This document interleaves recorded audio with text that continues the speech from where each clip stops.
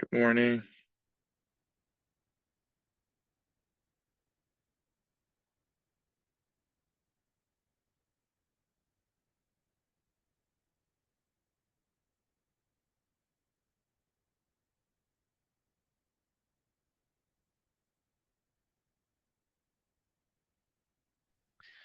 Hey Damien, you can hear me? Yes. Sounds good. Thank you. Danielle will be looking for help just answering questions in the chat. Hey guys. Um, Damien, we're gonna have the recording on our end, so Arania's joining now. Sound good? And I have the presentation up too if you wanted me to share the slides. That would be awesome. Yeah, let me go ahead and see everybody's here, so I'm gonna start letting them in.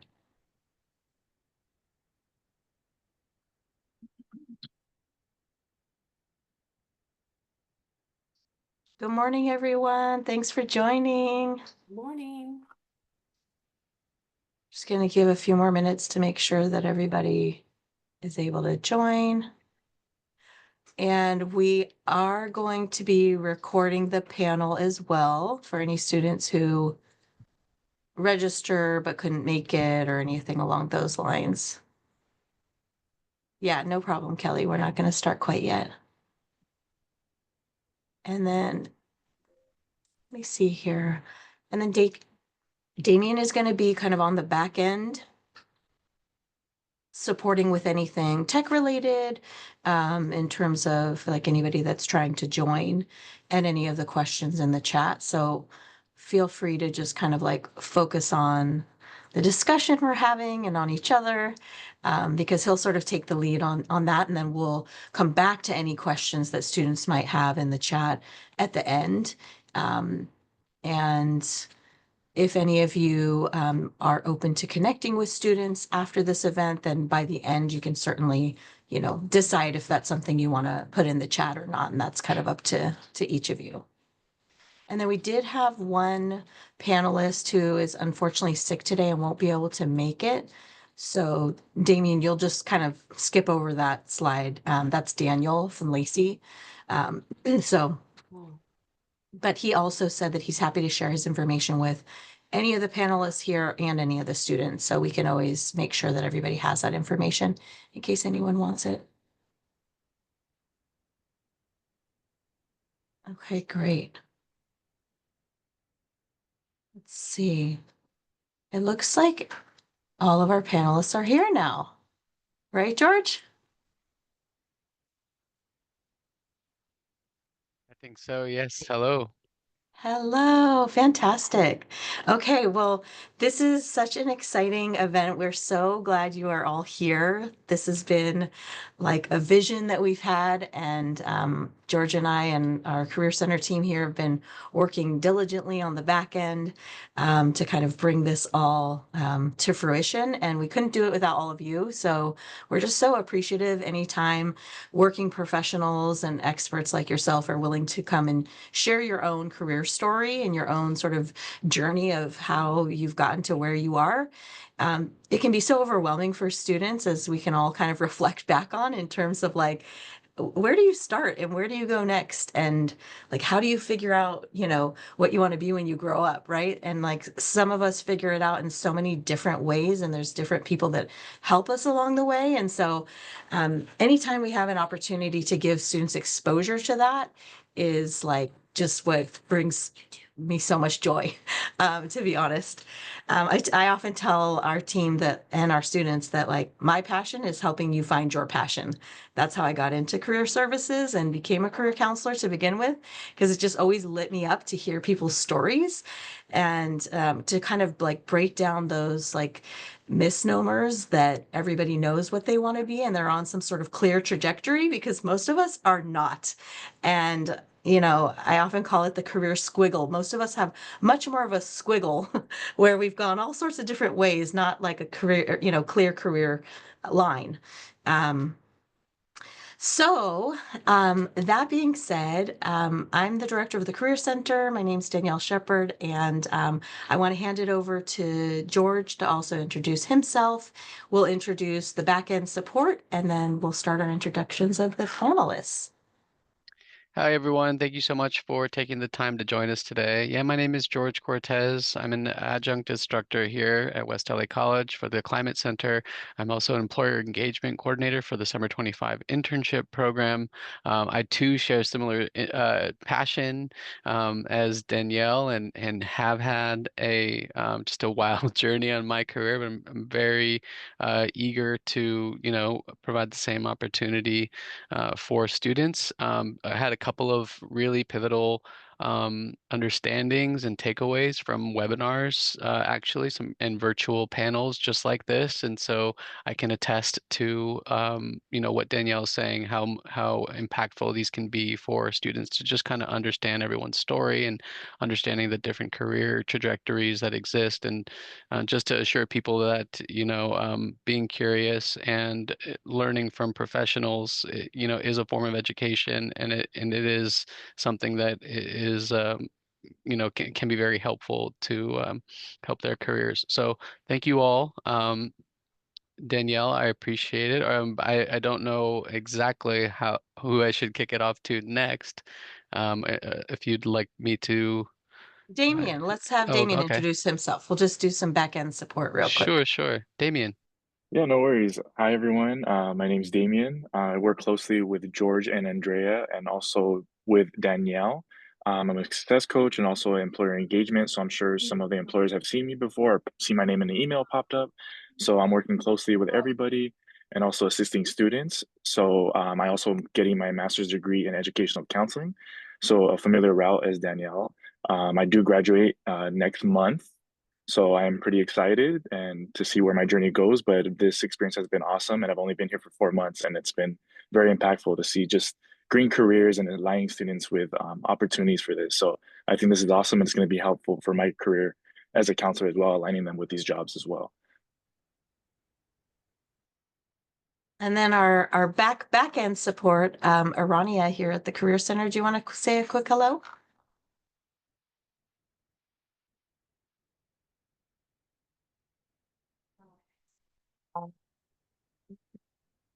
Danielle, I don't think my mic's working.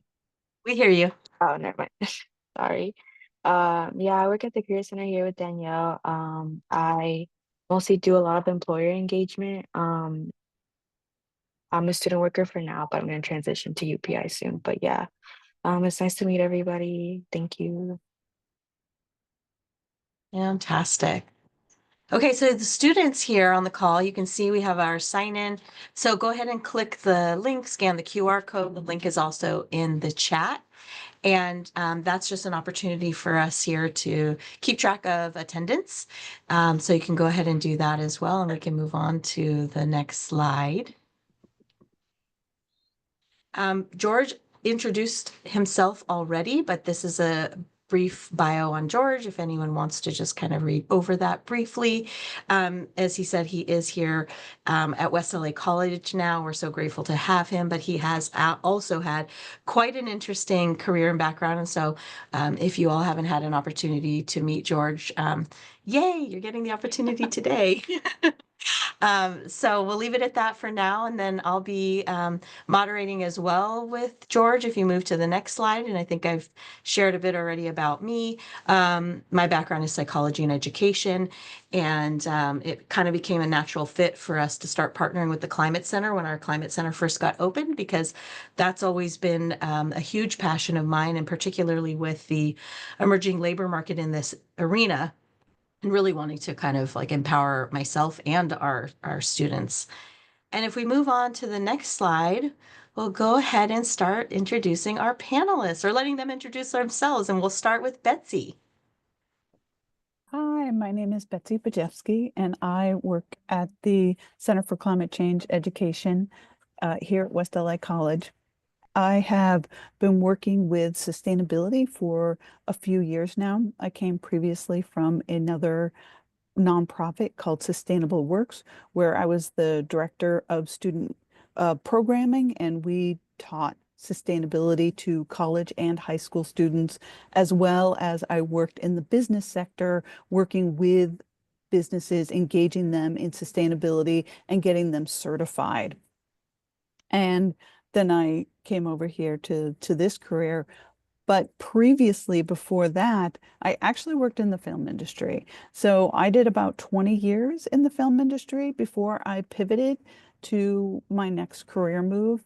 And so I highly recommend that you recognize when you're looking at careers that it doesn't have to be the end all be all, that you really can pivot and find your passion as you go.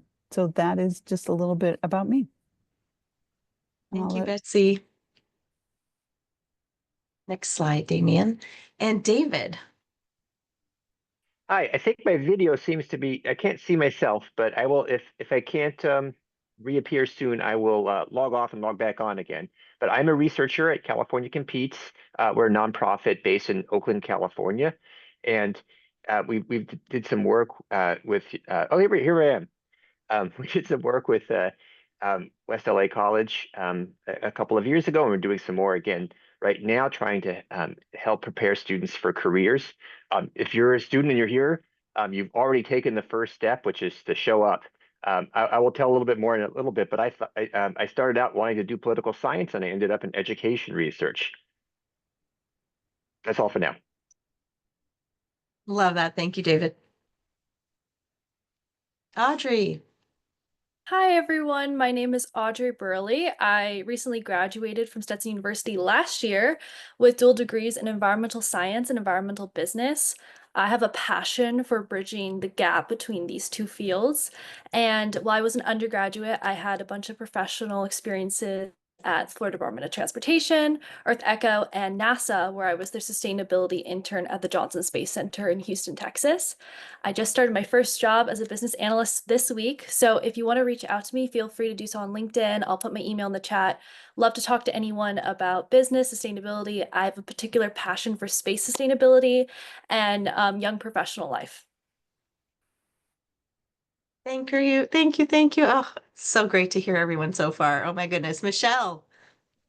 Hi, everybody. My name is Michelle Persoff. I'm the district director for California State Assembly member Isaac Bryan. He is chair of the Natural Resources Committee, and we have had a great and multi-year partnership with West LA College.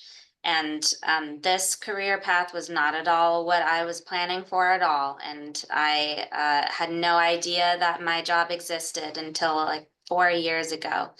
And it is something that I feel like I trained for without even knowing about. And I think you will be surprised at how that happens for you as well. Darrow. Thank you. My name is Darrow Suarez, and I come from the supermarket refrigeration industry, which I consider probably one of the focal points for climate and the environment, because the refrigerants and the blowing agents that we use in our industry have been a leading contributor to, first of all, ozone depletion and now climate change. And you know, what we do in the supermarket refrigeration industry is we look for alternative refrigerants, and we're currently phasing over to natural refrigerants that include CO2, ammonia, and propane. And those all require a new workforce because it's very expensive to convert over to those refrigerants. And my job now with the NASRC, the North American Sustainable Refrigeration Council, is to recruit young people to enter this industry. So that's all I have for now. CJ. Hi, I'm CJ Nord. I'm the founder of Supply Chains for Good, Protectors of Children and Family Prosperity. So just to explain that a little bit, a supply chain that's built for the greater good protects children through protecting the environment, and it protects family prosperity through protecting jobs. I formed this company after running supply chains for manufacturers for about 30 years after I survived cancer. I decided I was going to take supply chain and do something bigger with it. And now I'm actually driving an effort that will take the woodworking industry from linear to circular. Amazing. Thank you. Thank you. Kelly. Hi, everyone. Thanks for having me today. So I'm Dr. Kelly Lay, and first and foremost, I'm a first-generation scholar born and raised in inner city LA, and I definitely did not see myself in the role that I am in now. So currently, I am the executive director of a wonderful nonprofit in Los Angeles called Grades of Green, and I've held previous roles with UC CSU, environmental climate change literacy projects, where our job was to work across 33 higher education campuses with incredible partners like WLAC, working with Jo and her center as well to bring together partners that will help to graduate every senior in California as climate literate and also those that are informed decision makers. And so happy to share more about my journey, but yeah, what everybody else is saying resonates with me as well, because I think if you had asked us maybe 20, 30, however many years ago, in thinking about what we wanted to do when we grow up, I still feel very much like a kid. And in that I get to be paid money to do something that I love so deeply, and I feel so lucky to be able to do that. But I do come from humble beginnings because I am Southeast Asian. And as a first gen scholar, it definitely wasn't easy navigating these spaces where, you know, my class of 1,000 seniors that I started at Lusinger High School, we graduated with about 500 walking to the end of the school year and, you know, making it across the stage. And 50 of us from that graduating class ended up applying to and getting into a four-year university. And of the 50 students, 8% of us graduated from that four-year university. So I feel like it resonates with me deeply when I get to connect with students that are navigating systems that, you know, essentially were not initially created for them, but finding allies and co-conspirators and collaborators to be able to support you through that journey is essential. So happy to share more, and thank you again for having me today. Thank you for that, Kelly. Oh my goodness. So quick announcement, we're having a huge career fair on Thursday. We'll see many of you there. Just wanted to make sure that everybody's aware of that. And then we're going to go ahead and pause the slides so we can all see each other a little better while we jump into this just amazing, engaging discussion that we're already having. And Kelly, you just transitioned us so perfectly, because the first question we wanted to ask all of you is if you could just share a little bit about your own academic experience, what that was like, how you sort of navigated the different systems of education, what academic systems you were a part of, choosing a major, whatever feels relevant. And we can start with anybody who feels like they have something they'd like to share on this.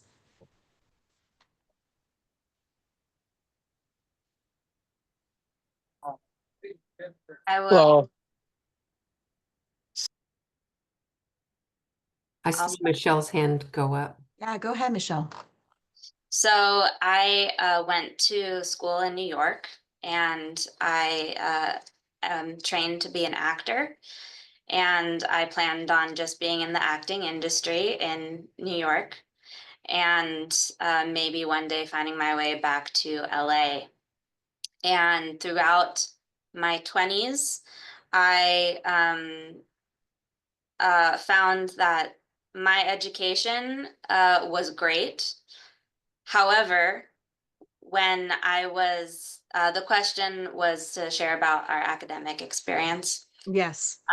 However, when I was in school, the downside of New York City is that they talk about how the city is your campus, but finding the community that supports you is a little bit challenging. So even if you're surrounded by great opportunities, you don't always know that they're there unless you're out searching for them. And that was a challenge for me, being in the big city and trying to get work. And I kind of grew as a thinker in school, and I learned that networking was very important, because they are going to be the people who get you your first job, maybe your next job, and create a career for you. And I would say if you have the opportunity to put yourself into those spaces now, while you're in school, do it. And if you don't know how to get started, ask somebody because they will be happy to tell you what they did and give suggestions based off of your interests because nobody wants you to feel lost. And everybody wants to support somebody who is in the same place as them. So don't be afraid. Love that so much, Michelle. Daryl. Yes, thank you. So I started off in the trades right out of high school, and so I went into air conditioning and refrigeration and was a pipe fitter out of Fresno, living in Tulare. And one day I was commuting between Fresno and Chula Vista, and I found out that I was laid off, and I happened to be in Riverside. And don't ask me why, but I walked down and I enrolled at Riverside Community College. And then one day became 2 years, and I found out that I had my Associate of Science degree. Now, that was challenging because, you know, I had financial needs that I needed to meet. But what I was able to do with that trade behind me was to work part-time still in commercial refrigeration. And so young people oftentimes think, wow, if I get into the trades, I'll never get a college degree. And that's just not the case. Oftentimes those trades will be your path to a 4-year degree, which is then what I did because I transferred from Riverside Community College to the University of California, Riverside, and worked in their steam plant. And that got me all the way through with my bachelor's degree in business administration. However, the only companies that would hire me in business administration would be like insurance companies, Kmart's and stuff like that. So what happened? I found myself right back in the trades again, okay, which was fine because I was a tradesman with an education. And so that provided all kinds of opportunities for me to continue to career throughout that industry, develop my own company. And then I started teaching a class in air conditioning and refrigeration in order to make payroll. Can you believe that? In probably the late 80s. And so I started teaching at Mount San Antonio College, and I became full-time there. And then I ended up retiring from Mount San Antonio College in about 2018. At that time, while I was at Mount Sac, I got my master's degree. But I would say probably what got me through the 4-year university was associating with the right people. Because there was, okay, I'll be perfectly honest with you. I met somebody that I liked a lot, a woman that I liked a lot, and I wanted to associate with her. We associated in the library and we worked on projects together. And so I ended up marrying her many years later, and I'm married to her now, if you can believe that. So that was probably that was my success, is that when I was at the University of California, I met somebody, absolutely, whoever has those hearts going up. So I met the right people, and we worked together, and we developed sort of a cohesive group of friends that had the same thing in common. I was older than most people, however, yet we all had the same goals in mind. So I recommend to everybody to seek out a support group, seek out people whose goals you share, and you will eventually get there, and you'll have fun doing it. Thank you. Thank you for that, Daryl. Oh my goodness. Yes. Your people, right? Like finding your people. So critical. CJ. Yeah, well, I wanted to share that my path has not included a college degree. So I have advanced education in my field that I obtained through getting 2 sets of professional credentials in supply chain management. I earned those through the Institute for Supply Chain Management and through the Association of Supply Chain Management. I'm a lifelong learner, and that's essential in supply chain because as the world changes, supply chain changes. So it's only been in the last 15 years or so that my field has been taught in colleges and universities. So when I was going in the period that I was looking to go to college, it wasn't even taught in colleges. So the big takeaway that I want the students to have here is that whether or not you pursue an advanced degree, pursue learning your field in every last day of your life. And it will make the field much more interesting to you. And it will definitely help you advance. Incredible. And thank you so much for that, CJ. Yeah, we're hearing from so many employers, and it's certainly a changing labor market in that regard too, where skills are really the critical component. And people are asking us if students have certain skills. They're not always looking for the specific degree or certificate. And not that those are irrelevant, right? But there are a lot of careers seeking lots of different things. And I just love that students are hearing your story. Thank you. You're welcome. Kelly. Yeah, I think I was very different than who I am today. And in high school, I was definitely a passive student. I was not the student that would ever raise their hand. I didn't want to be the person that people could hear when speaking. And so I definitely found my voice when I went to college as a first gen and having to navigate and just being resilient in what that looks like. And I think for me, it was a humbling experience because I was constantly moving with and battling imposter syndrome and just feeling as though, you know, my voice and my thoughts were not as important, shouldn't be heard. I often didn't see, because I had a scholarship to go to Loyola Marymount. So you can imagine coming from Lusinger High School, being first gen, then getting a scholarship to go to a private university in Los Angeles. It was quite a shock for me. And I was one of the very few that went to college in my own community. And so I think having those experiences where I could learn from other people and then realizing that through those spaces that what I had to bring was valuable and a differing perspective that enriched those conversations. For me, it took many years to be able to sit with comfortably. Even today, in the spaces that I navigate and occupy for statewide work or national work with different entities, I'm often the only female, I'm often the only first gen, the only person of color in the room, et cetera. And so if anybody out there needs to hear it multiple times in their lives, imposter syndrome is not something that you ever defeat. It's just something that you learn to move through spaces with and you learn to navigate with. And that is completely okay for you to have. But being in those spaces matters and your voice matters. Not knowing exactly what you're going to do in this moment in time in your life is completely okay, because I think as you get to know more people, as you network more, as you continue to have these conversations, people surprise you all the time of how they enter these career paths. My cousin gave me such great advice when I was navigating in those early days. He said that, you know, the best thing I could do for myself is find somebody in the potential area of work I want to navigate that was in that line of work for 10 years or more, and connect with them and ask them how they like it. What is their day-to-day like? And what is it about this job that's keeping them in the field? And do people typically stay? Because I think sometimes we're so married to one path that we feel like if we don't have it down right now, that we don't know exactly what we want to do right now, that intense pressure gets to us. And so knowing that you can ebb and flow as, you know, the challenges emerge, and as you know more, you have to trust that you're making the best decision for yourself in this time with the information you have.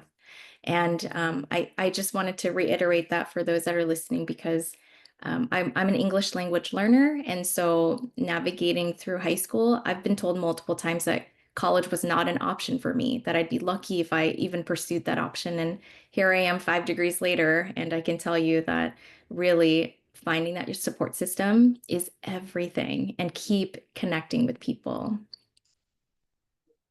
Fantastic, Kelly. Thank you so much for that. And I love that you brought up imposter syndrome, and stay tuned because the Career Center is going to be putting on a workshop about that. So for students that want to participate, and maybe we'll loop you in, Kelly, because it's real. It's real. Like you said, it's real. Yeah, and very common. Audrey Burley. Yeah, my academic experience was one of humility, I guess is how I would phrase that. And I can give an example of that. When I started college in 2020, so right during COVID, and the only class that was not online was a business ethics course, and it was the largest auditorium we had on campus. And during high school, I was very involved in sustainability efforts. I was an environmentalist, I still am. And I was like, I don't want to take a business class. Business is what's ruining the environment. Like, why would I want to do that? And my mom was like, well, you should just go. It's the only life class. Like, just go sit in on it. And I went to this business ethics class twice a week and I fell in love with it because it completely changed my perspective on what business was.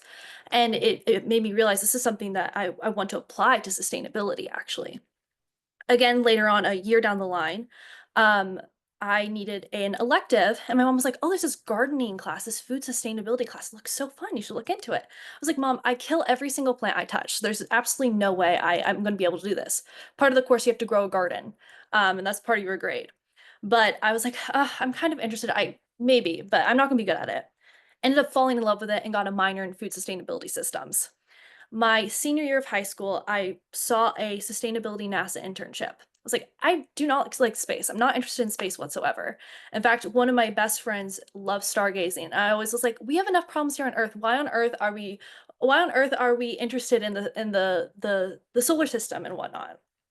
Got that NASA internship, and while I was there, all the interns and employees that I talked to, being able to go see the Starship launches, going to mission control, to talking to astronauts, made me fall in love with space. And I discovered actually I can apply my environmental science degree to space sustainability. And so I guess kind of one thing I want to say is that my academic experience has been falling in love with things that I never considered for myself. And so I really want to encourage everyone here today to go through college with an open mind because sometimes you have to see other people love something before you can understand it and love it yourself. And that's such a special experience. And it's so sad for me to think about how many things that I enjoy now I never would have been able to enjoy because I just would have brushed them aside. And so curiosity and humility are two main things that I learned in my academic experience. So if you get an opportunity or you see something that you're like, it's not for me, but maybe try it. You never know what's going to happen. Worst thing comes to worst, you say, I guess it wasn't for me, but I understand why people enjoy it. So that's kind of what I'd love people to go away with today. Thank you so much for that. Betsy? Yeah, so I'm going to piggyback on what a lot of people are saying. I am dyslexic, and definitely growing up, the joke was that I flunked second grade. And so there was very low expectations of me from everyone, from my family, from everything. And it really does, hit home. I wanted to be a robotics engineer. And I'll never forget going to a college and getting to meet a professor. And it was very clear that as a girl, it was not something that they expected was going to happen. And it was, oh, listen, young lady, there'll have to be a lot of drafting, and they'll have, and just even the tone of voice. And it's really easy to get caught up in all of that and feel like, oh, wow, they can see me, they can see, versus being able to stand in your own truth and to be able to say, actually, I have a passion for this and I have the abilities and I have my own ways around to navigate. So I ended up just doing theater because I didn't know, because, that's what the people did who didn't really have a career. And I ended up circling back around, moving into the film industry and working in animatronics, which is really, a bunch of robotics for the film industry this is before we all went pure visual effects, and getting paid more for that than even what my parents were getting paid. So it was really, a very satisfying and gratifying thing to be able to come full circle and find my own path through to what I was passionate about. But the other thing that I would say that really does kind of go along with what everybody else is saying is that we're not linear. And I really had this vision of you adulted, and at some point that was your career, because everyone else around me, they had their one thing and they did it for 40, 50 years at their one company, and that was their stable. And I was kind of the first to grow and change and always be kind of, oh, but now my passion is here and now my passion is here. And I've gone from working behind the sets, building with animatronics, to, working with software, to working in the advertising world for a bit. And now I went back and reschooled myself, and now I work in the field of sustainability. And so really being able to keep that passion alive and knowing and having that humility to say, there's things I know and there's things that I don't. And this is all part of the journey of learning, whether it's in school, but then you'll also be doing it out of school too, really helps to kind of find your passion and know that it will grow as you grow. And it, like you were saying, it's a squiggle. It's not a straight line, which I love. Thank you, Betsy. David. I too had a squiggly path to my current career in education research. I was a political science major as an undergraduate, and I even did a few internships related to policy and politics, and none of them really quite fit. But I kept at it, and I ended up in a PhD program in political science. But I realized that eventually that this is not something I want to do, which is to become a professor at a university somewhere and write research papers and teach classes. But I happen to have a couple of skills that were useful and transferable. One of them was I understood statistics and statistical software, and that was very helpful. And the other was I understand I studied surveys, and it wasn't a huge transition to go from surveys of voters to surveys of students. So I got a job in the institutional research office of the university I was attending, and in my job there, one of the things I did, I got involved in a professional association, which is the California Association for Institutional Research. It's a very niche thing, but it opened up some doors for me. I served on the board briefly, and I went to a conference where I met some people who are working tangentially with other researchers. That led to an informational interview where I said, "Oh, what is it that you do at your consulting firm?" It's like, "Oh, we do these things." "Oh, great. Why don't you come in and interview for a job, David?" I'm like, okay. And so that led to my second job after leaving graduate school, was an informational interview. So sometimes the internships work out. Other times they may not, but I always recommend informational interviews. I put my email address in the chat already, so please, if you're interested in education research, do send me an email. I'd be happy to tell you about it and what some things you can do to prepare for them are. Sometimes internships do work out exactly how you want. My wife was also an undergraduate with me, was a chemistry major, but she did an internship at a planning organization in the county, and she became a city planner. So sometimes things work out, and they don't have to. Your job doesn't necessarily have to match your major. Absolutely. I could not agree more with that. Elisa, we didn't get a chance to hear from you, and so we want to make sure that we get a chance to not only hear your intro, but also your answer to this first question. Sure. So my name is Elisa Micena-Fidelio. I'm the manager of West Bay Municipal Water District. We are a public sector agency. Obviously, by the name, we are in the water industry, and what I'm here today is to promote water industry jobs. Again, water is a commodity that we need every single day, and hopefully into the future that we still have sustainability of that commodity. So how I got into West Basin, to be honest with you, it was way back when, almost 20 years ago, when I actually applied through a newspaper ad, not online, a newspaper ad, and had no clue because Google didn't exist, didn't know what this agency was about until I walked into it, and I've been here for 25 years. What I call work on the back end, because I'm not seen, I'm not public facing, I'm not an engineer, I don't work at our treatment facilities, but I do help out the water industry by making sure that I employ those employees to get out there and do those jobs. In a sense, I'm kind of like Danielle. I'm behind the scenes, getting people out there, getting them connected to where they need to go.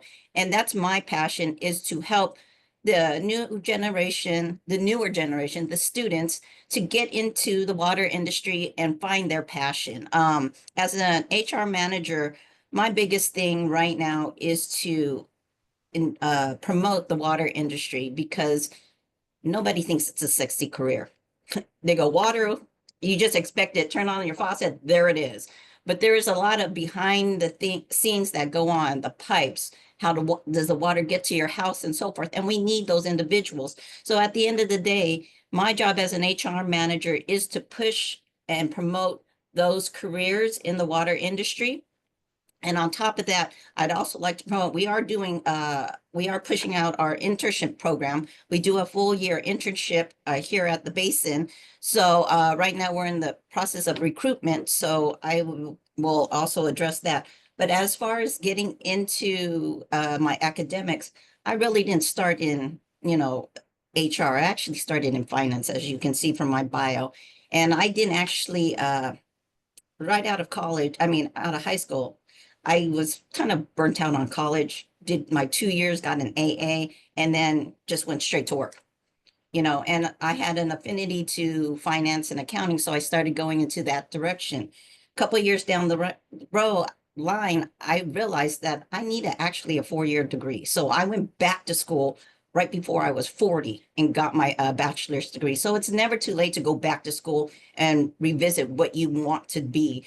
And from that degree, I was able to move up the ladder within my agency and hit the executive level of manager.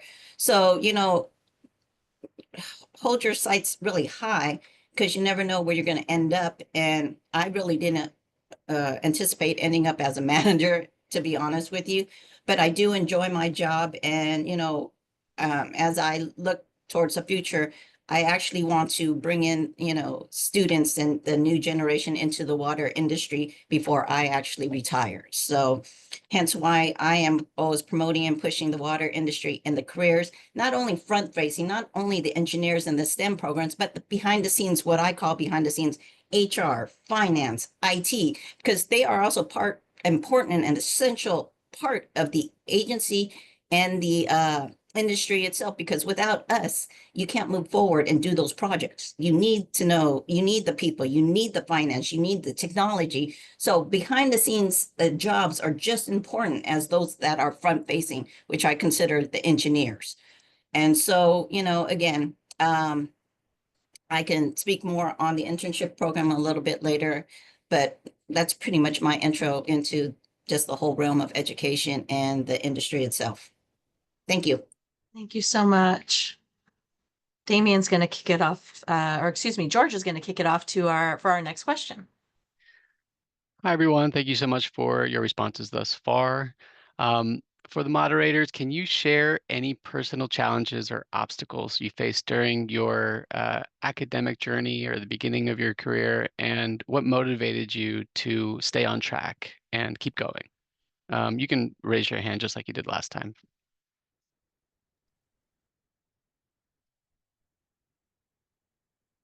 Who'd like to share first? Michelle? Darrow? I don't know. I saw both hands at the same time. Darrow, why don't you go first? Okay, I would just like to repeat what I said before. This is, my biggest challenge is probably what students are facing today, and that's financial and also time. So what helped me was to have the resources of skill behind me, which made me employable. So that was my portal into getting a 4-year degree. But the other thing is I have to emphasize, you've got to find your crowd, you have to find your people, you have to associate with them, and they will carry you through. If you find that the right crowd that have the very same goals as you. So that helped me out tremendously. I would echo that. I luckily did a lot of college courses in high school, and I went to a university where I was able to transfer those.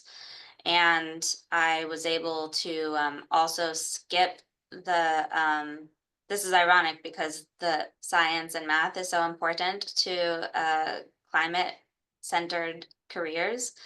But I went to a school where that wasn't a requirement because I knew that they're not my strengths.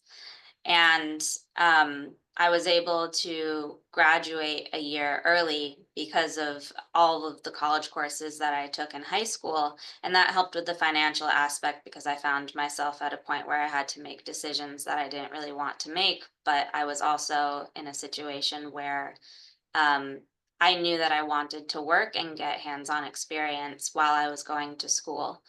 And I was able to do that. It wasn't easy, and it's not fun when you want to, enjoy your youth, but you're out there to sustain yourself and do the networking that you need to do.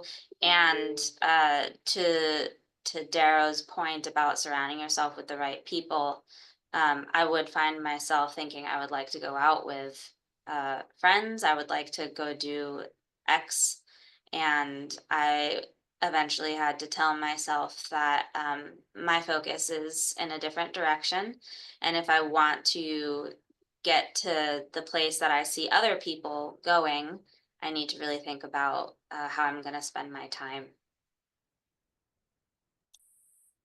Kelly. So I knew that at the time, even if I didn't know that I wanted to be a teacher, that I wanted to work with youth to be able to inspire youth, but then I wanted to go back to my community to make a difference. And at the time, I felt that education for me was helping me to climb out of the cycle of poverty for my own family. And so I thought maybe this was a way that I could give back and that I could easily relate to students to being able to do so. And so I was leaning more into what my passion was at the time. And there were some things that I learned along the way that, if it's helpful for other people to know, but I do think it's important that you find a mentor. Find a mentor wherever it is you are, whether it's in the place you are now or beyond. LinkedIn is a great place for that, just to, message people privately and ask them in careers that you're interested in, how, if they're interested in a chat, if they can share more about their experiences. And then separately, find a sponsor. This is a different person. A mentor is a person who can navigate the spaces and tell you about their challenges and what they've learned. A sponsor speaks of you positively and uplifts you when you're not there. So when there are opportunities that arise, they will think of you and they will say your name and your attributes and why you should be part of that. So two different peoples, they might be one and the same, but usually they may be different for the needs that you have. I also would highly recommend thinking about what you know and what you don't know. Oftentimes you don't know what to ask if you don't even know what's next or what to ask. And so that's okay. But there were small things like when I entered Loyola Marymount, I didn't know how to study. That was like so simple and weird, but coming from Lusinger, it was a whirlwind experience. And I didn't know how to study for a test. I didn't know how to write a resume. I just knew that I had to work full time and get through college on my own. And that was okay too. But I knew that in that moment, it felt like I didn't have a choice because I'm first gen and my mom worked full time, 2 jobs actually in aerospace. And so to get through college, I had to find my own way. And I just remember it took me some time, but I finally realized that my experiences, my background, and my upbringing made me resilient enough to get through this. And I needed to believe in myself.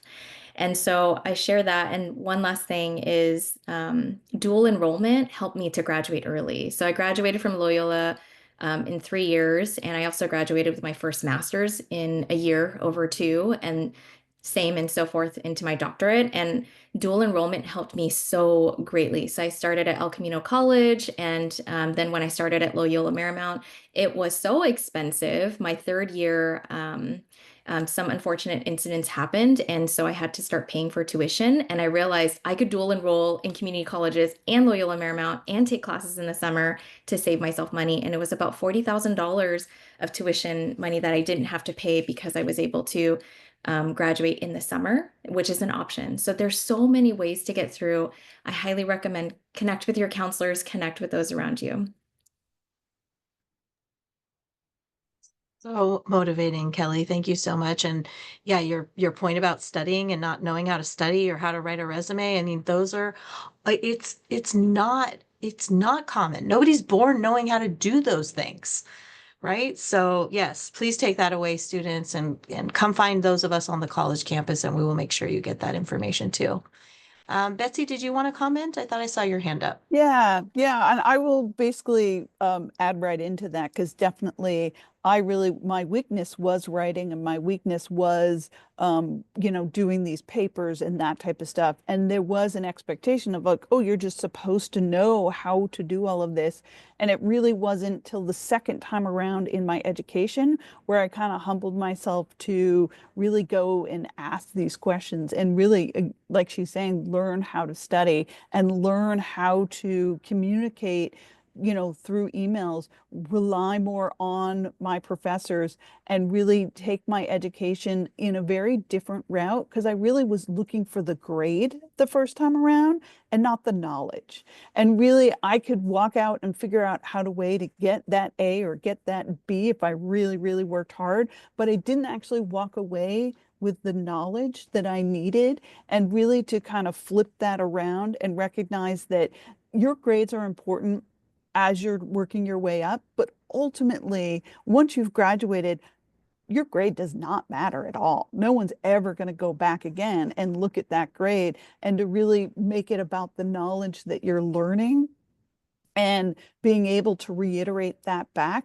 which then changes your whole perspective of how you're studying. Because if you're looking at working in a group setting and being able to, I mean, that's one of the great things about teaching is you really start to understand what you know by sharing it with somebody else. And that is such a great way to study, to know that I can be able to explain this to somebody else. Therefore, I can put it, figure it out on a test as well. But it is such a strange experience that you're not going to have in any other circumstance a lot of the times of these type of exams and that type of stuff to share your knowledge, but to actually learn your knowledge. And so I would definitely look at your education for what you want out of it. Thank you so much for that, Betsy. And kind of related to all of this, I want to ask this question. What advice could you give to students? This is for any of you who want to answer when you are thinking about students who could be feeling defeated at times, defeated because maybe they've applied for the internship they really wanted and they didn't get it, or defeated because they took the class that they really loved, but somehow they didn't get the grade they were hoping for. What were those things or who were those people? How did you persevere in those times? Who would like to start us off?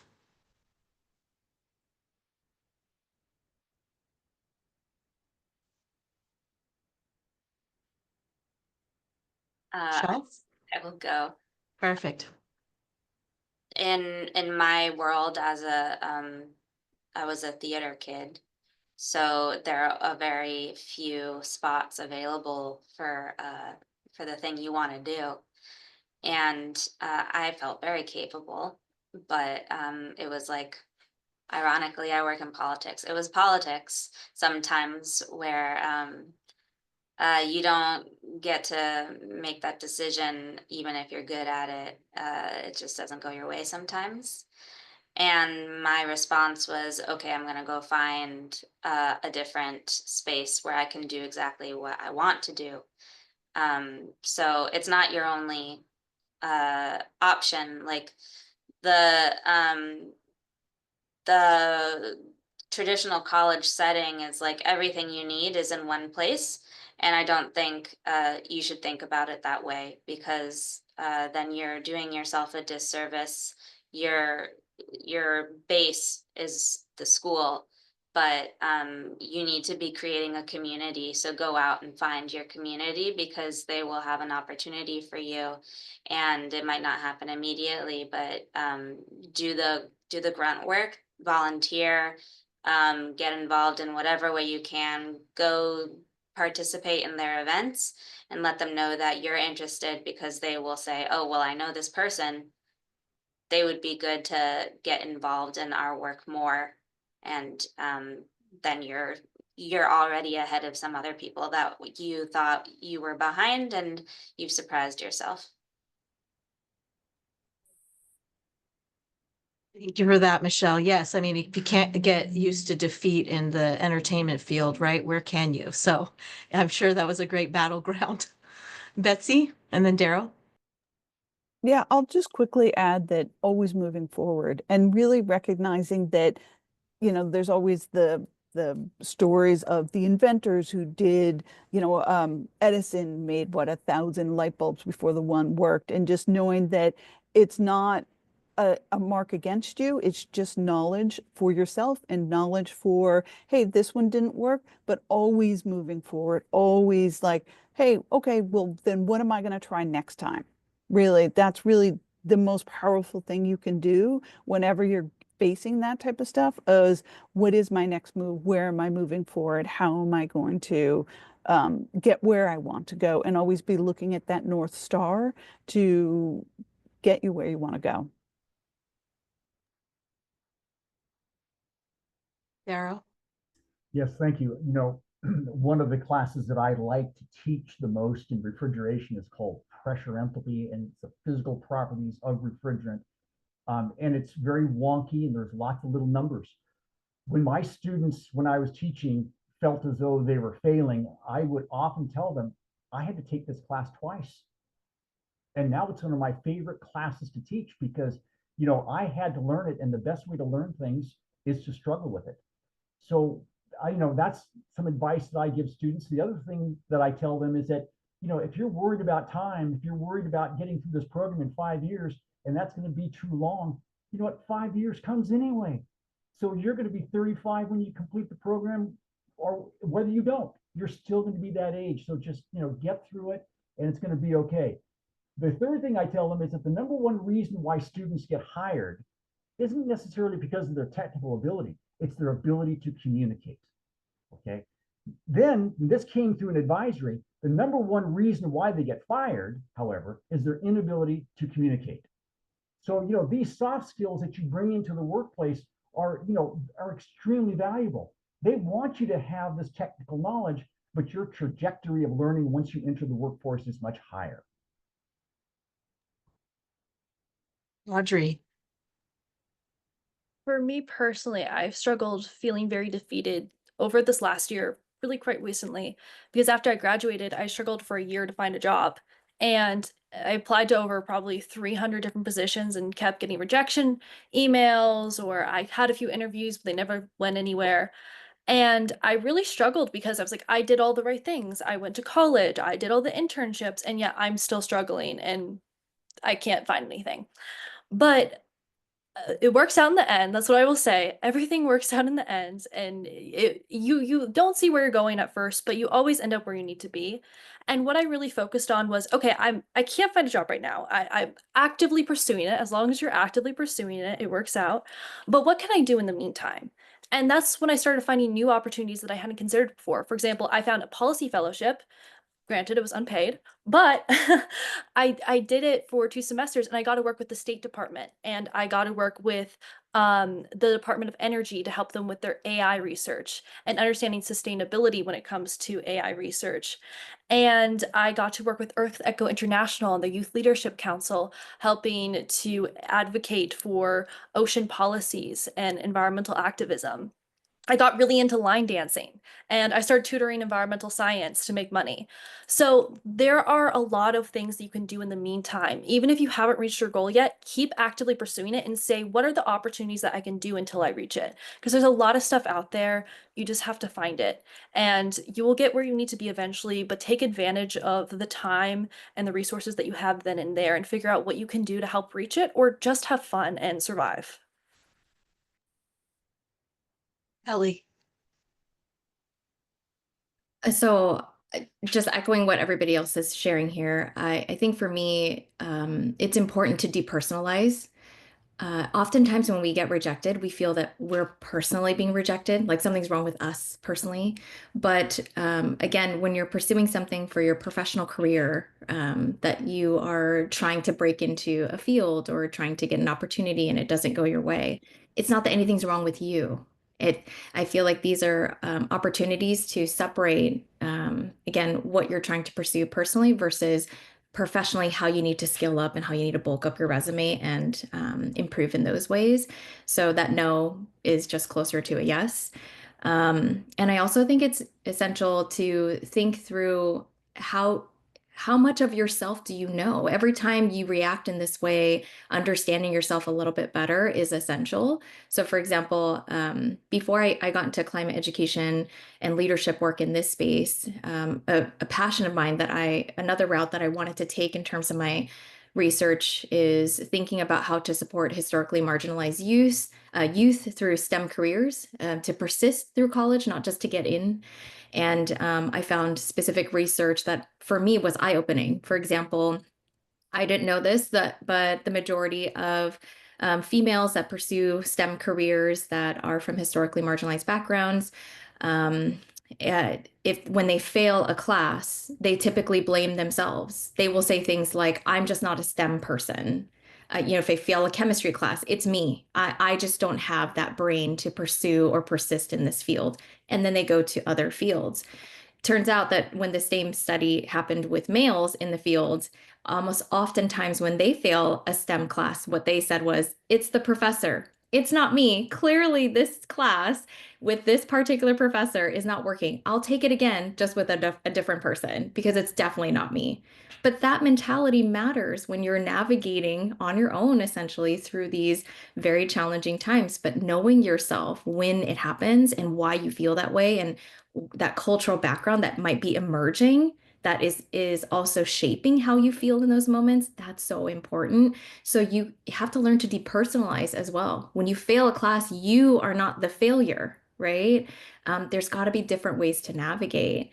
And so I wanted to share that. And yeah, I think, again, when everybody here is sharing about how they're getting through it, we just held interviews for our nonprofit last week, and we were able to meet a number of diverse candidates from all ages and fields. And what I thought was interesting is the candidates that are newly emerging young professionals that are entering the field in this area. I could feel that when they entered the room, that there was a level of intimidation.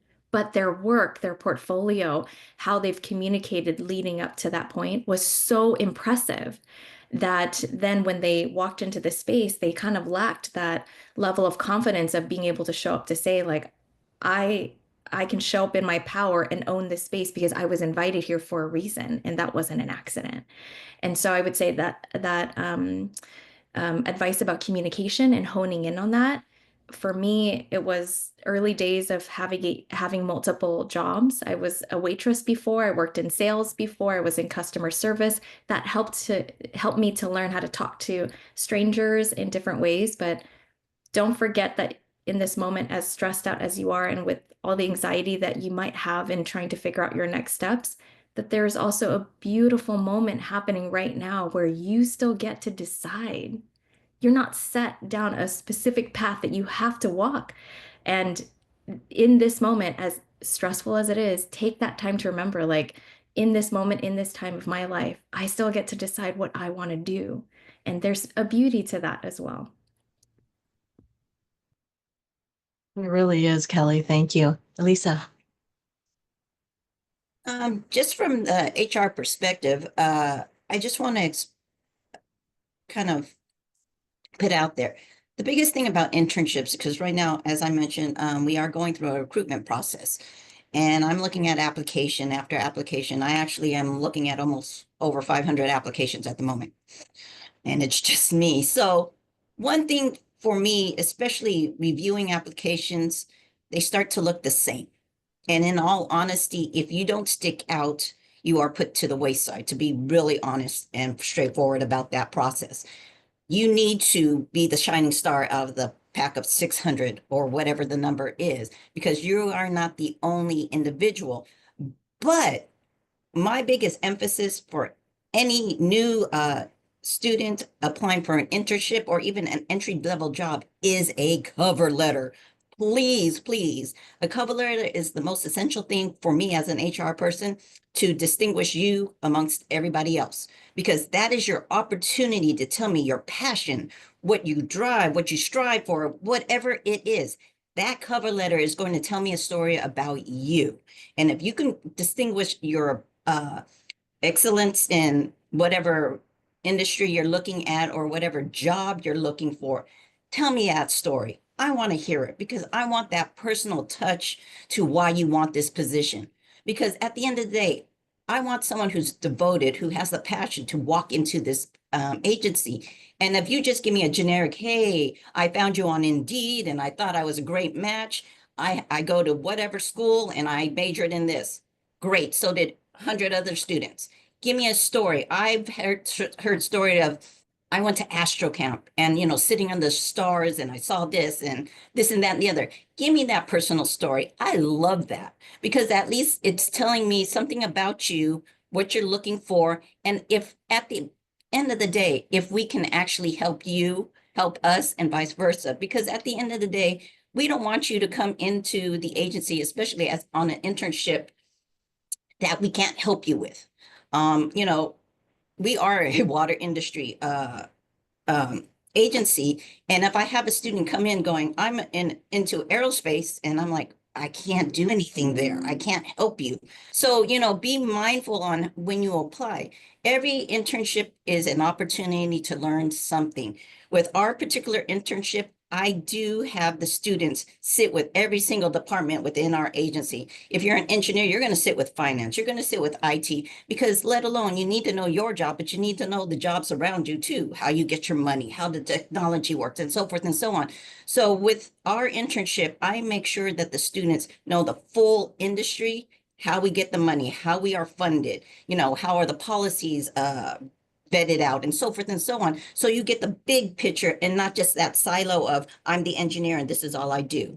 So, you know, at the end of the day, never be discouraged in regards to not getting the job. Just make sure that when you do apply, you put your best foot forward as far as what you want out of it, what you can bring to the table, and, you know, gives that personal touch, because a personal touch for me is like, you know, icing on the cake, because then I could say, oh, this person did this, that, and the other. And then when I push the application to the hiring manager, I can point out, I remember this one because this, and this. But if you don't stand out, I can't refer you to, you know, check this person out because I think this is, you know, the one. So, you know, be very mindful and be very specific when you do cover letters. My biggest thing, again, is cover letters. Don't just apply to a job and fill out the online application and hope for the best, because that's not going to get you the job. And when you do your resume, put everything in there. Experience, volunteerism, that does help. Even though you didn't get paid for it, it's still, if it equates to what you want to do at that industry or that job, put it in there, because it doesn't necessarily mean you need the paid experience, just any experience we're looking for. So paid, unpaid volunteerism, you hung out with, you know, so-and-so, because at the end of the day, even though you may not get that internship, I have referred people because I looked at their application and go, you know what, this person's good for you. Let me give you this information, and I'll hand it over to another agency, another HR, or another department, because, you know, I feel there's a fit. So don't ever silo yourself to one, you know, vision. Open that vision and just make sure that, you know, again, put your passion out there. Put what you want to learn, what you can bring to the table, and it will get your foot in the door. That's all you need, is your foot in the door. And once you're there, start, you know, flying and doing whatever you need to get to the next step. Thank you so much for that, Elisa. I mean, even as you're sharing all this, it's reminding me of, you know, where does opportunity meet like effort, right? And so those of you who are here on the call today, or even the students that couldn't make it, but we send the recording, even this is an opportunity, right? And if students end up applying for opportunities that any of you all have, they could mention in their cover letter or their application that they met you here. You know, that is already like doing something that is different. CJ, I saw your hand up, so I wanted to come to you, and then we're going to move on to our last couple questions. Okay, so something that Kelly said really made me realize, okay, I want to mention something for all of the students. If you have an opportunity to take a mock job interview, do it. Do it as often as you can, because Kelly was talking about she could feel the candidate's nervousness walking into the job interviews. Those mock job interviews give you chances to fail. We'll coach you through it. I see Kenya applauding over there because a lot of the ones that I've done have been for EXP. So that is a perfect opportunity to close that nervousness gap and to get really good at interviewing. And then Elisa had referred to something that's really near and dear to my heart, and that's volunteering. So your volunteering experience, again, for the students, it matters a lot. And I'll tell you with no reservation, the place that I learned how to lead was being the president of the Institute for Supply Management Los Angeles. And in that role, I led a group of professionals with families and jobs on a common mission. I didn't pay them anything, and they followed me anyway. If you learn to lead in a situation where nobody is being paid, you cannot help but be an excellent leader. They're following you and they're following the mission. And when you take that into the workplace, you're going to be the best boss in the workplace. So. I'm going to hand it over to George to ask the last question, and then Elisa will definitely come back to you, and maybe what you were wanting to share is going to be looped into this as well. So go for it, George. Hi, everyone. Can you pinpoint a pivotal moment or experience that fundamentally shifted your perspective and ultimately led you to commit to climate-focused work? Can I also ask that those of you that have specific opportunities, such as Aubrey with Earth Echo, Elisa with your West Basin's internship, and Michelle with Assemblymember Isaac Bryant's internship, if you can mention those as well. Thank you.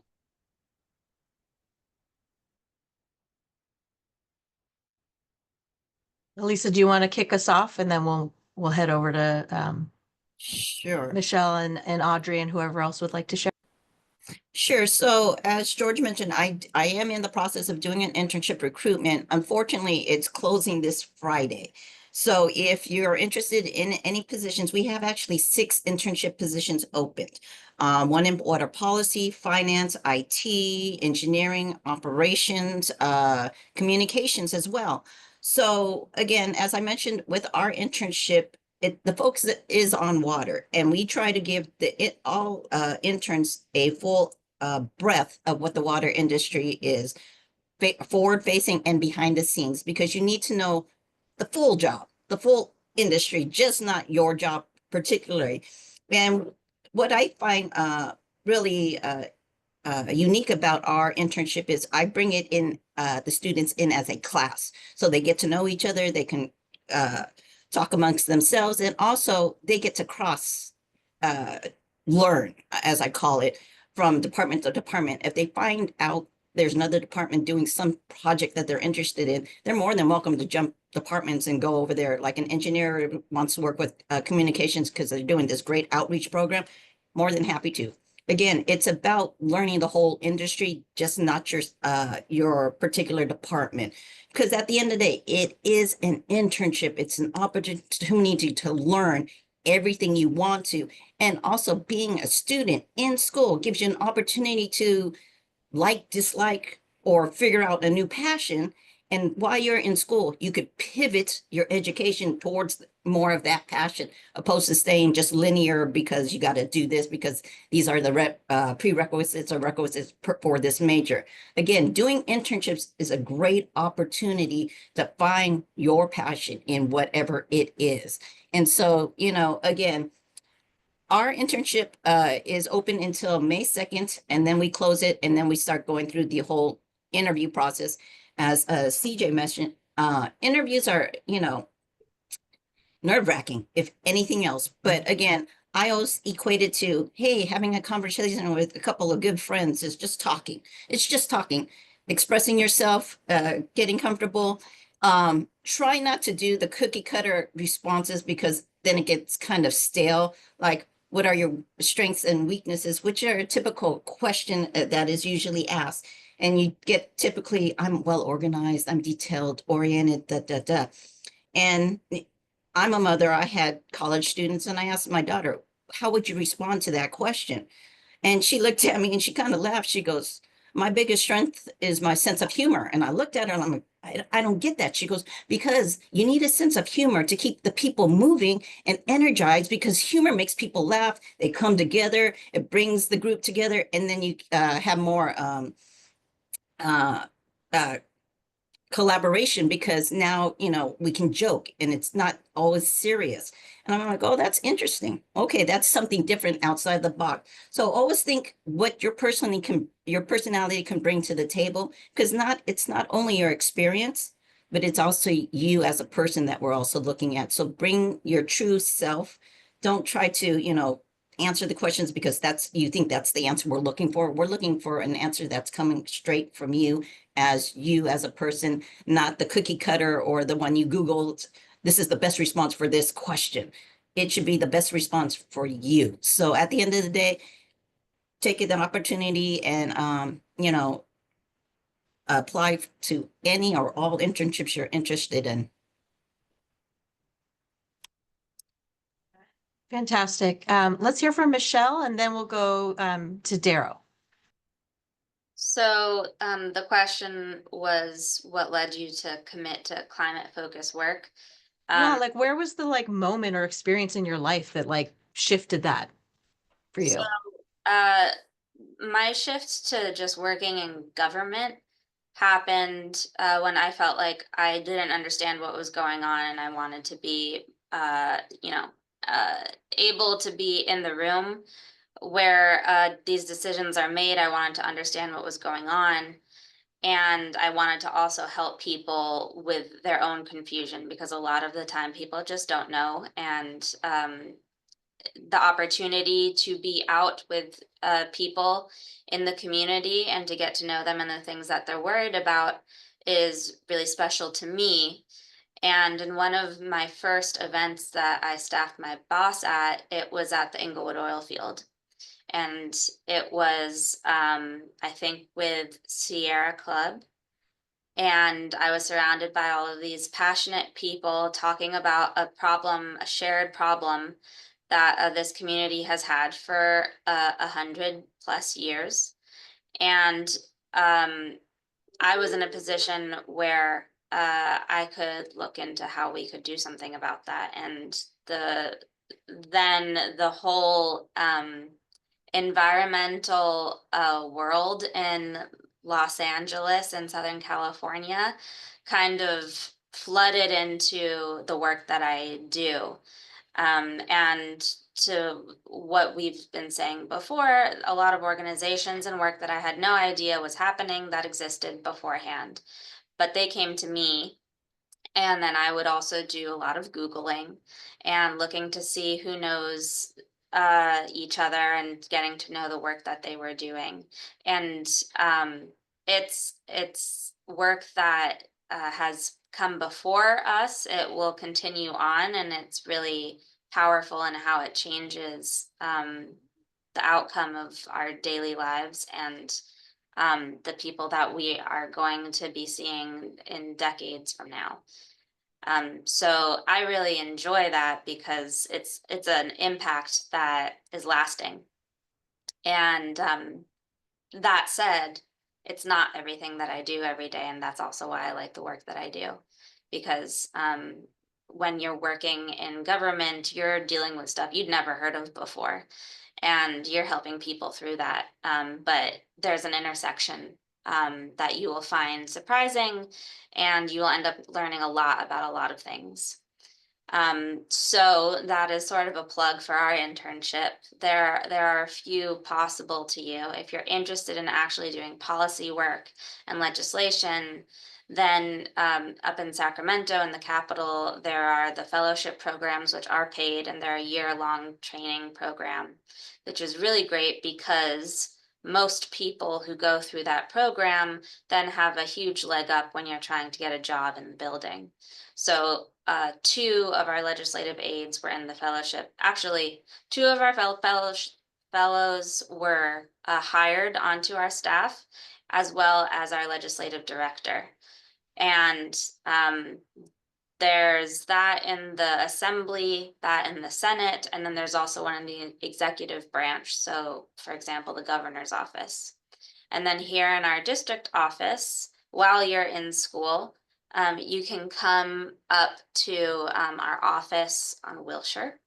And we have internships working in our district office where you take on casework, you learn about all of the different jurisdictions and what they can do for community. And whether it's helping people with their unemployment case, the DMV hasn't sent you your ID yet, you're out in the community helping people one-on-one, and then you're also going to events. So I do not like being at a desk all day, and this work has really been good for me because I go out in the community a lot, and I talk to community, talking about soft skills. Everything that I was doing in my 20s, I spent a lot of time doing customer service type work. That trained me to be able to talk to people and support them and understand what they needed. And so as an intern for our office, you get to do all of that. And I really need our interns. So if you're not just sitting at a desk, you're actually doing work. And to Elise's point, when I look at internships, I want to see kind of what I did is volunteering and showing me that you can actually, yes, CJ, that you're actually passionate about the work and that you spend your free time doing that. Because there are a lot of people who want to get an internship. So I'm going to choose the people who seem really interested in the work and who I can then have a conversation with about where they want to go next. And that's a little bit unfair because I didn't know, like I said, I didn't know that I would end up where I am today. And I spent a lot of my college and 20s figuring it out. And I did internships that I then decided, nope, that's not for me. And I just needed to get that opportunity to do it and to learn that. But showing that you're an engaged person, that you're motivated and you will do good work for somebody is really helpful when you're trying to get in an office. And right now we are full for the summer, but I would love to have interns for the fall when the time comes. It's really almost like tomorrow with how fast time goes.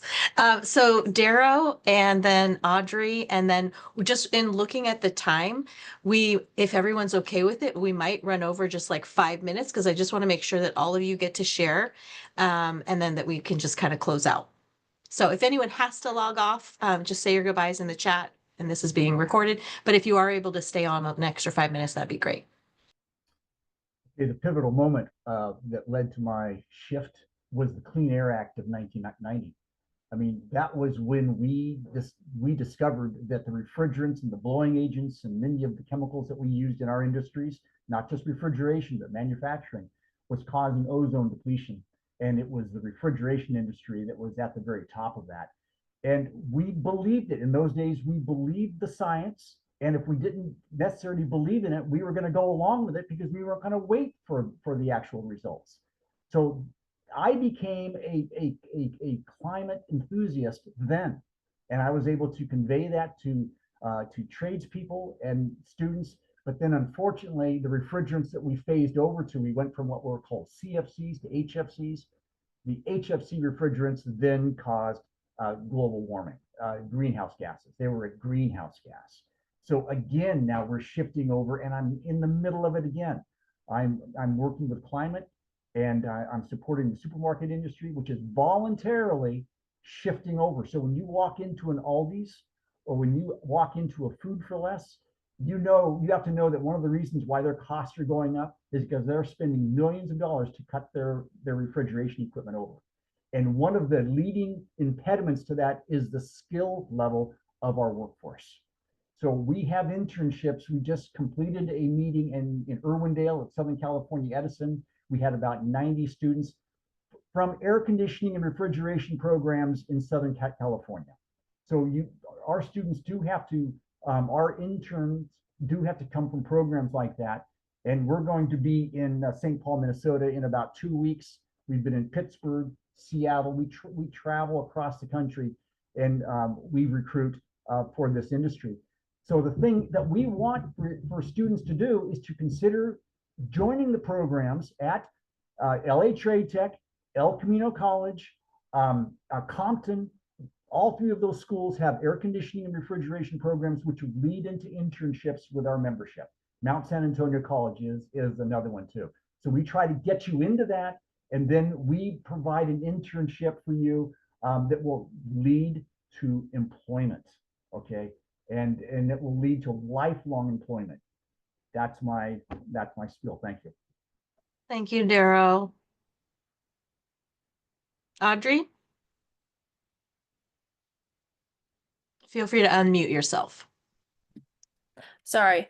One opportunity I'd love to throw out there, I'm part of the Earth Echo Youth Leadership Council, and I've been involved with Earth Echo since high school. I started off as a Water Challenge Ambassador, which is another fantastic program I can speak on as well. And just speaks to how amazing Earth Echo International is. I was a Water Challenge Ambassador in high school, kind of aged out of that program. Was in college for 2 years and then joined Earth Echo International again in a different capacity. So the Youth Leadership Council is specifically for students or young people aged 15 to 22, and we do a variety of work, but we do a lot of ocean advocacy. We really help to get young people involved in ocean policy. And they have Earth Echo provides a lot of opportunities. Every year we have a meetup where we have around 20 council members. And last year we met up in Seattle, and the year before that in San Francisco. So you get opportunities to meet your cohort in person. And then they'll also bring you to engage in speaking events. Currently, one of our members is at the Our Ocean Conference in South Korea, and he's been speaking to representatives there about the importance of the High Seas Treaty, which is one of the treaties that we're really working to get out there, which aims to protect certain areas of the ocean from fishing, mining, and just make them a place for biodiversity to thrive. So if you'd like any information, feel free to reach out to me. I'm going to put some info in the chat about some links where you can look up more about Earth Echo International and the Youth Leadership Council, and where to apply as well. The applications are due May 5th. So definitely go check them out, and you have a few days before they're due. But again, feel free to reach out to me directly. Betsy. Hi, so just to answer the question real quick, I will have to say, like, I grew up in a very, very small town, and there weren't a lot of municipal services. So we even had our own septic tank, which you don't know. It's like you flush your toilet, that goes into a septic tank, and we didn't have a lot of other services. So I just always assumed everybody knew, different ways you had to conserve and different ways you had to be sustainable, as there was no trash service. All of that was something we had to deal with.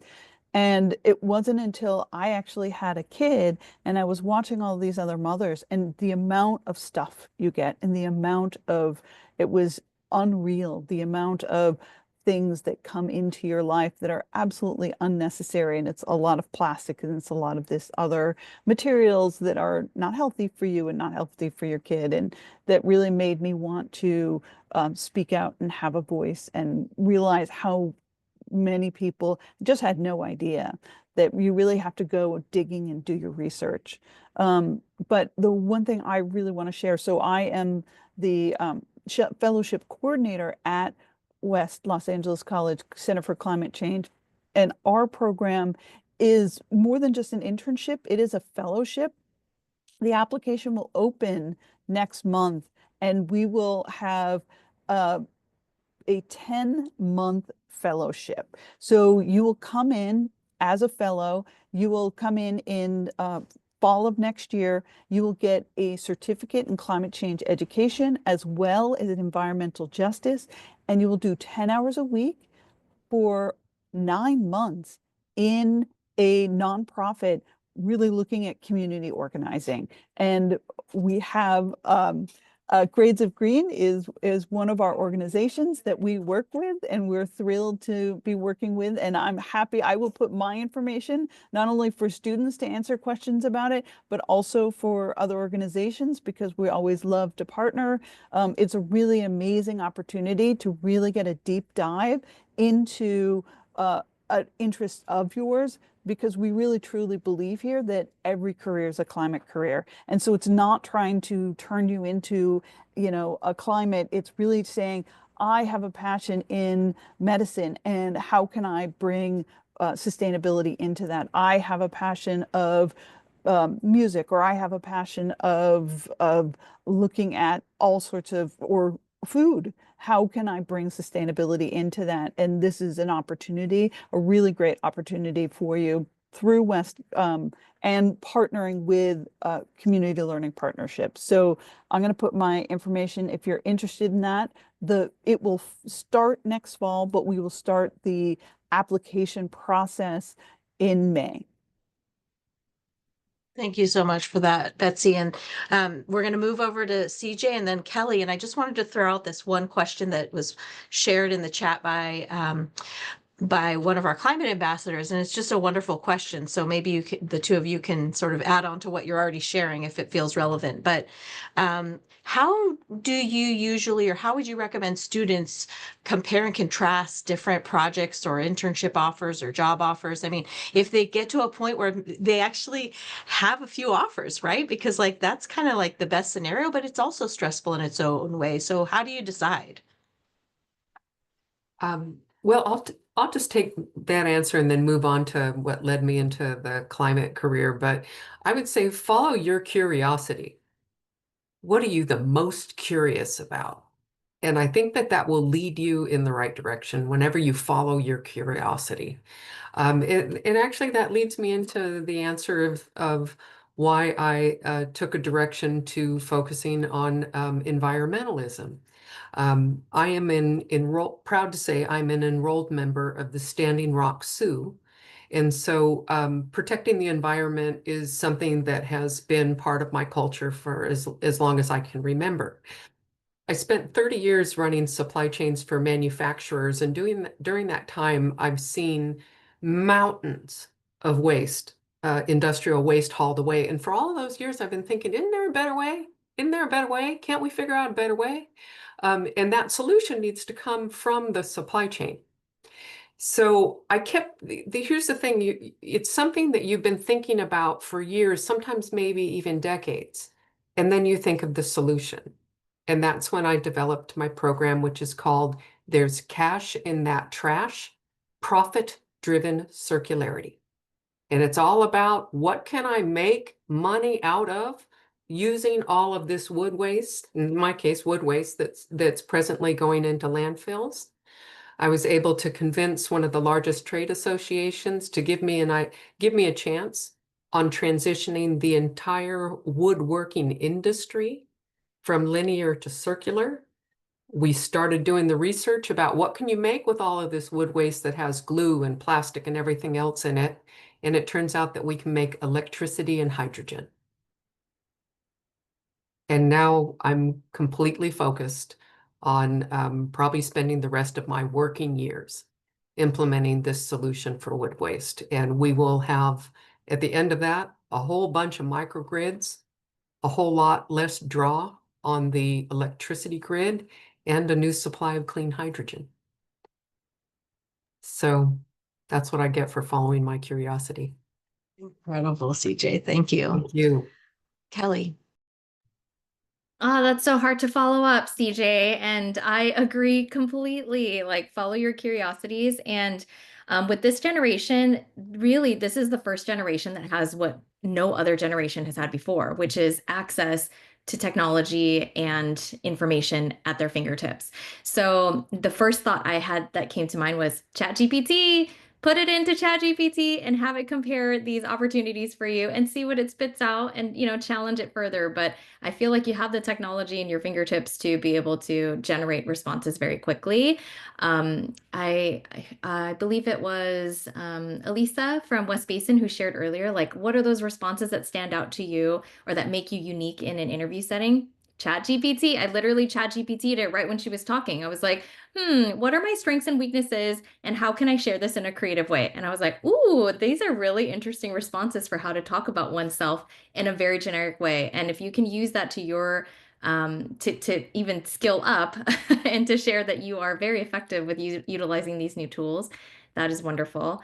To get to answering that final question, for me, I was born in the inner city. And so I grew up 3 houses down from the 110 freeway. And I knew that my air was different. I couldn't explain why it was or how I knew it was, but I just knew that when I visited cousins in San Diego, the air smelled different. It always was better. And they would always laugh at me when I would say, "Why does your air smell different here?"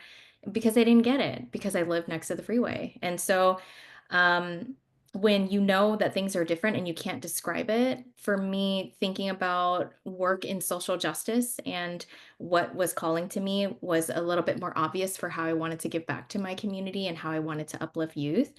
Um, I was a school teacher. I taught chemistry, nanoscience, and earth science for almost a decade before becoming a statewide instructional coach for California. And I remember very clearly the day that the Chevron refinery, which was not too far from where I taught in Los Angeles, had an explosion. The air was a completely different color. And I just remember smelling something awful. And I even called the principal and the district office and I said, "Hey, our kids aren't safe. Like, you can see it in the air, you can smell it." And I was like, "I don't think it's safe for them to have lunch outside. We should probably have them indoors. Is it safe for them to walk home? Should we put out comms?" And the response at that time was, "AQMD says that air levels are totally fine. So, business as usual," even though we could feel and see that something was not fine. And then turns out, if you look up this disaster now, the air quality was 12 times worse than what was acceptable for normal day to day. We knew it was wrong. We knew that there was something off, but we didn't have what was needed to advocate at that time. And that led me to my frustration and wanting then to pursue higher education, because I wanted to pursue systemic change beyond what I could do within my own four classroom walls. And with my 180 students in LA, I wanted to then support pre-service teachers going out there. And so before climate education work, I was actually a science education leader in the field. And the crossroads for me were really clear. I was sitting in front of a renowned author who came to our higher education facility at that time. And she asked one question, and everybody had a different response. I'm sure you all will have a different response too. But she said, "I want to know, what keeps you up at night?" And everybody went on to talk about different education and research and all these great things, and all of it's important, yes. But for me, my answer was the climate emergency. I am so frightened by what will happen if we ignore it, if we don't do something about it. And for me, I knew that communities like mine were already hit so hard and already so challenged that the climate impacts would make worse what is already being felt. So from that day forward, I knew that this would be my life's calling, because now I have kids. One's 7 and one's 10. And giving up on this work for me feels like giving up on their future. So this is why I continue to do what I do. And I'm just so grateful to connect with all of you today. And again, thank you for this opportunity. Thank you so much, Kelly. And thank you, everybody, all the panelists. I mean, we are just so grateful to be in company like yours and to have partners and community friends, frankly. I just want to say on behalf of all of West LA College, honestly, because it's really all of us. We have really been spreading the word and talking about our concerns about sustainability and climate change on this campus for a good solid 2 years now. And I think that it was already happening before that, but since our center opened, it's really formalized that. And with the help of Isaac Bryan's office, as Michelle knows, I mean, we finally had like the tools and the funds and all the things to make that happen. And then that's allowed our career center to also step in and kind of be like another champion, and all of you. We couldn't do it without all of you. And so I just want to thank all the panelists. I don't know if George or Damien wanted to add anything additional, or if anyone from West wanted to say any final words. But otherwise, thank you so much for your time. If you haven't already put your contact info in the chat and you are willing to do that, feel free to do that. If you're wanting to connect more, so maybe on the back end privately with other panelists, just reach out to the Career Center directly, and we're happy to connect you that way too. Thank you, everyone. Thank you. Thank Have you a so wonderful much. rest of your day. Thank you. Thank you, Danielle. Thanks for organizing. Thank you. My pleasure.